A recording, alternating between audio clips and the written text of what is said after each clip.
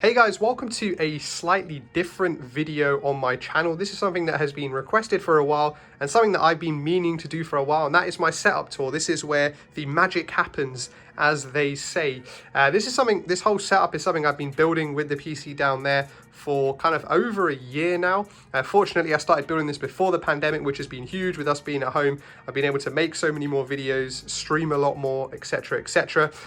Guys, please ignore the cable management. We'll talk a bit about cable management later on, but that is not one of my fortes. So if you guys have any suggestions about how to better cable manage, please let me know, because I am all for ideas. But yeah, I'm going to go through everything. One thing I will say before I go through everything is there is a link down below to Kit, where you can see all the specific individual specs of everything in my setup. So if there's something I do mention or don't mention that you want to find out more, click on that link down below, head over to Kit, and you can find out more about it. So first up, we're gonna leave the main setup there to the side, and we're gonna start off with what's here on the right hand side. So we've got this chest of drawers which has all sorts of stuff in it, but here's what we have on the side. So we've got a water bottle, which obviously it's important to hydrate, and then we've got the PS5. I have the digital edition. I was fortunate enough to get hold of it, and then we've got two controllers, one that came in the box and then another one I purchased. Now I did go for the digital one for two reasons. One, because when it came out, it was all I could get hold of. And two, I honestly don't play too many games, so the storage issue isn't really a problem for me. Plus, I don't think I've ever bought a disc game in so long. And now that I play a lot more games on the PC as well, I don't know, it didn't make sense to buy a disc version. So yeah, discless one it is. Then next to it, we have something which is a very new addition to the setup, and it's so new that there's literally nothing on it, and that is a whiteboard. So this is going to be used for all things YouTube, all things personal, all things work, just to keep a track of what things are going on. And I do have like a system, guys, for how I manage my videos and manage all my to-do lists and stuff. So if you want to see a video on that, let me know. I'm happy to share all of that. I think, you know, the tips can apply to everyone. So yeah, let me know if you want me to share that. And then behind it, I'll show you guys what's behind it, is a kind of world map with pins in it. So this is like a world map that shows a pin of everywhere I've been in the world. Obviously, this has kind of been on pause a little bit over the past year, but as you can see, I've been across the US, a lot across Europe, and I want to do more across Asia and South America as well. So hopefully once the pandemic and all that's done, we can do a lot more traveling. So then down here we have all of the keys and stuff. So there's my car keys, there's my house keys, there is the wallet, and here are my kind of on-the-go headphones. These are some Anker Soundcore headphones. These are wireless headphones. Honestly, went for these because I couldn't be asked to pay the 200 quid or whatever it is for AirPods. Plus, these were like 30 quid, so if I lose them, doesn't really matter. And they do the job perfectly well. They charge quickly, they charge via USB-C. So yeah, no issues with them, and I would highly recommend them. Next, we have something on the right-hand side, which I haven't really talked about on my channel too much, but something I've been contemplating about as to whether I want to share, plus whether I want to talk about more. So guys, let me know if you want me to talk a bit more about my religion and Hinduism. So I'm a Hindu. I've been a Hindu since I was born, and this is kind of like the little shrine I have in my room, where we've got some murtis, as we call them, little statues, and then we have here my mala. So your mala are 108 beads on a kind of piece of string, and then you say a chant as you go through those, and then beneath that we have the Gita, which is like our holy book. But yeah, let me know, guys, if you want me to talk a bit more about that, or you're not interested at all. But yeah, anyways, I'm a kind of a fairly strict Hindu, I would say, and yeah, I pray every morning, all that good stuff. But yeah, that keeps a very nice clean spot here in the setup. So let's now move on to the more juicy stuff, and I'm going to start up at the top and then we'll work our way down. So here we've got the nano leafs, the OG triangle nano leafs, and you're probably wondering, wait, Kieran, why have you got those in front of your PC? Why wouldn't you have them in your background, particularly if you've got the camera there? And that is because the setup wasn't intended to be here, but it ultimately ended up being here. And the nano leafs were already up, and I just couldn't be asked to move them. And as you'll see, I don't have any key lights or anything like that. So when I'm recording my face, I actually end up using the nano leaves as my key light. So literally like they are now, as a white light to help light up my face so it looks better on camera. And the camera is one of the biggest kind of upgrades I've made in the last year to my setup. So previously I was using this bad boy. I was using the Logitech C920, which is a fairly inexpensive webcam, but it kind of is a webcam.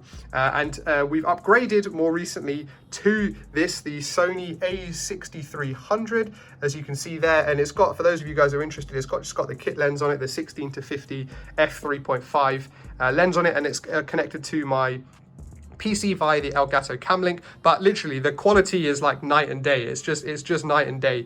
And as you will see from my old streams and old videos to some of the more recent ones, it just looks so much better and so much more crisp. So next, guys, we've got the monitors, and this is probably the part of the setup that is probably going to be upgraded the soonest. That is because both of them are kind of fairly average stuff that I had in the past, but now that I'm kind of a bit more serious about content creation and want to do more of it, I think I want to upgrade these. But on the right hand side anyways, we've got a 24-inch Acer monitor. It's only a 75 hertz, but that's plenty fine enough. It doesn't need to be super high frame rate. I don't really play any of those games that really a high refresh display would benefit from that, but it's got a really quick 1 millisecond response rate as well, which is good, and the colors are very good as well. And then on the left hand side I have a monitor which I've been using for ages. It's just a 21.5-inch HP monitor. It's nothing special, but this is the one I use when I want to have my Streamlabs open and my Twitch and all that type of stuff when I'm streaming there. As guys, you know, there's links to everything down below. I say that all the time, but there is links to my YouTube channel, to my Twitch, to my TikTok, everything down below. So guys, go subscribe, follow, all of that good stuff, so you don't miss out on stuff that I'm posting across all of those platforms. We are consistently posting across all of them now, which is great. I'm into a really good routine now. So yeah, guys, make sure you go subscribe, follow, all of that good stuff, so you don't miss those. But yeah, those are the two monitors. And then we've got something down here, which is something you may not have seen in many people's setup, but that is a Razer Rip Saw. So when I first started this setup, I decided to be cheap, and I decided to buy this, which was the cheapest external capture card I could find. Basically, long and short of it is, it's crap. It kept cutting out, it kept freezing, and I just couldn't get it to work, which is why ultimately I moved to an Elgato HD60 Pro, which we'll see in the PC a little later on. But I still have my headphones plugged into it, and I'll show you guys my headphones in a little bit. Then to the left, we've got the Stream Deck. So I'll show you the Stream Deck quickly. I did a whole TikTok about what's on my Stream Deck, but I'll quickly show you guys. So we've got my scenes when I'm live on Twitch, so I can easily switch between them. Then we've got record and live stream. And then we've got a CPU usage. Obviously it's idle now, so nothing's really going on. This one turns actually on and off the nanoleaf. So if I click it, the nanoleafs go on, and if I click it again, they come back on. And then this one is my current YouTube sub count. So as of recording this video, we're on 230, on the path to 300. So if you guys could help me out on that path, that would be huge. And then we've got the media control key. So if I'm streaming and I want to pause or play, or I want to skip to the next song, we can easily do this. And then this one next here is the mute for Discord. So if I ever want to call on Discord, playing a game and I need to mute, easily one button. And then this one is a quick link to my YouTube channel. So if we click that, there you go. You can see it up there. So if I want to check on the channel. And then here on programs is just shortcuts to some of my key programs that I use. So the Adobe Suite, Streamlabs, Chrome, blah, blah, blah, blah, blah. But yeah, this is really helpful. I got this as a birthday present. It's definitely not a necessity, but it's definitely something that helps in terms of just getting some of the key things you use as a shortcut, and helps just save those couple of quick seconds. So next up, before we get to all the juicy bits, so we got a little gap here. I had to remove the back panel to be able to get the monopod on for the camera. One thing I did forget to mention, guys, is that I'm just using this really cheap kind of small rig monopod for the camera. It's nothing special. I wanted the Elgato one, but I couldn't find it because of COVID. But anyway, so down here at the bottom, we've got a Kindle, which is actually currently out of battery, so that needs charging. And then here is something I bought over Christmas. This is a M1 MacBook Pro. This is the 13-inch one. And this is something that I decided to buy, one, to kind of future-proof myself in terms of getting into the Apple-based ecosystem. But also, as COVID stops and the pandemic opens up again and we can start traveling and stuff, I do want to be able to make content and edit, etc., whilst I'm on the move, particularly if I'm traveling for work. So yeah, that's going to be, it's a fairly light laptop. One thing that's really good about it is that it's incredibly power efficient. So even if you forget the charger, no problem, it's amazing. And so yeah, that's going to be mainly for editing and keeping up with YouTube and TikTok and stuff. whilst I'm on the go. So next up, I'll show you guys my keyboard and mouse. Now, my keyboard and mouse is again something that I could possibly upgrade, something I didn't spend too much money on when I first created my setup. But yeah, this is just a SteelSeries keyboard. This is a membrane keyboard, not a mechanical one. And this is a SteelSeries 3 mouse, I think. I can't remember exactly, but yeah, these are fairly inexpensive. They honestly do the job, and that is all I need. I'm not into all of this spending loads on keyboard and mouse or whatever. Like, as long as they do the job for me, it's fine. I'm not playing any huge kind of FPSs or anything like that I need, you know, an amazing keyboard and mouse. So these do the job. They've got a bit of RGB as well, so that looks cool. And then on the left-hand side here, I have the microphone. So I have a toner boom arm, which is folded up at the moment, which is really cool. That it folds up helps save a little bit of space. And then attached to it, I have a Rode NT USB, a fantastic mic. And I highly recommend, if you're looking for a fairly easy to use mic, the Rode NT USB is huge, and they've obviously recently released an NT USB Mini as well, which definitely I would have been interested in if I was buying a mic. Now, it connects via USB, so no issues in terms of buying a DAC or anything like that. It's just great. Sound quality is amazing, as you'll see from the videos and the streams and stuff. And yeah, it's just a fantastic one. So if you're looking for a really easy to use mic, highly recommend Rode. They're a fantastic company. They produce some great products. And then down below, we talked a bit about the wiring, but yeah, that needs a lot of work.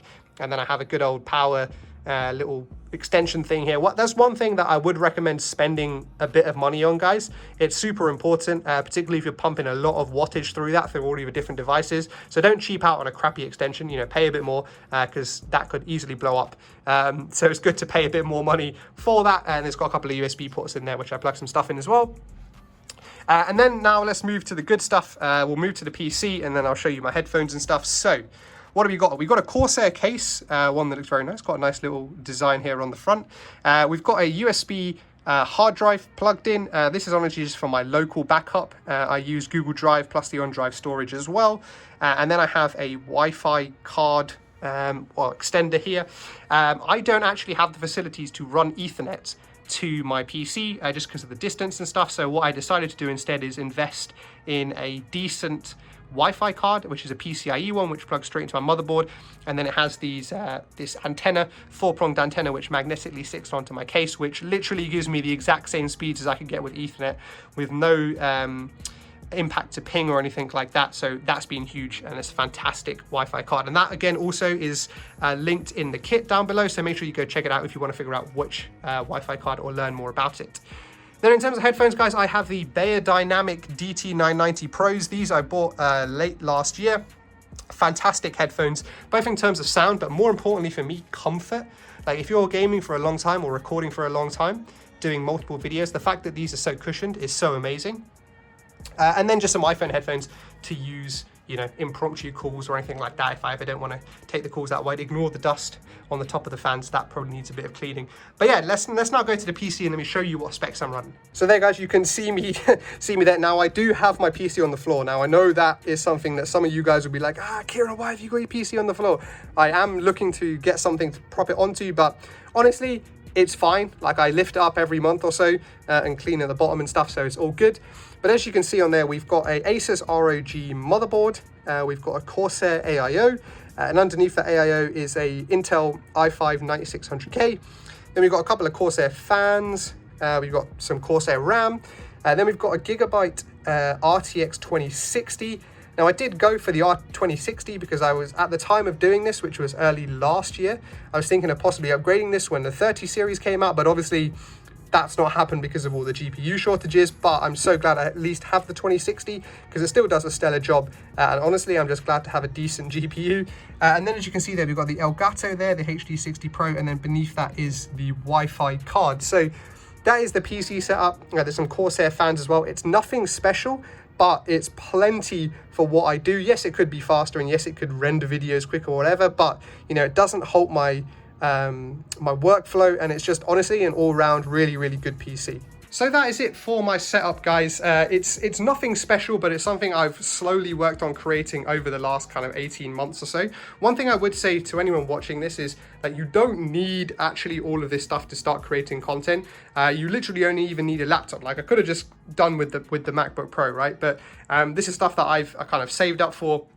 and invested because I want it. Same with the web camera. You don't need the camera. You could use a C920 with no issues. But yeah, the main point, guys, is that you don't need all of this stuff to create content. So if you're ever thinking about starting to create content, just use it, man. Use your phone, use anything you can, because getting out there, showing you and being disciplined with your content is the most important thing. But anyways, I hope you guys enjoyed this setup tour, and I'll definitely be doing another one of these again in the near future as things change. But let me know, guys, if you would change anything, what you would improve about my setup. I'd love to hear your guys' comments. But thank you all for listening, and I'll catch you guys on the next one.